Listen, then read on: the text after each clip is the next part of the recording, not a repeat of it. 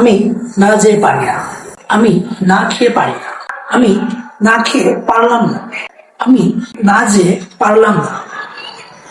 বাংলায় ব্যবহৃত চমৎকার এসব বাক্যগুলো আমরা কিভাবে ইংরেজিতে রূপান্তরিত করতে পারি চলুন দেখে আসি। হাই এভরিওয়ান, আসসালামু আলাইকুম।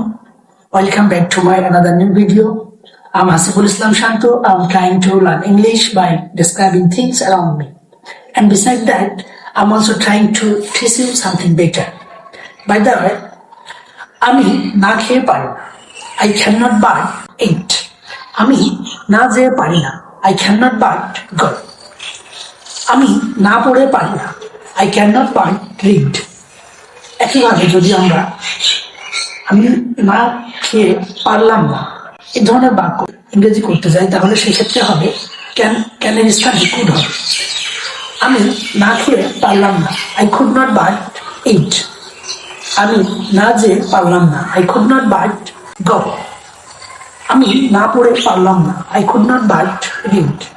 তবে এখানে আমাদের মনে রাখতে হবে ক্যান নট অথবা কুড নট এরপর সব সময় ভার্বের প্রথম রূপ ব্যবহার করতে হবে। No more today. Thank you for watching my video. See you again in another video. Until then, stay well, everyone. Assalamu alaikum.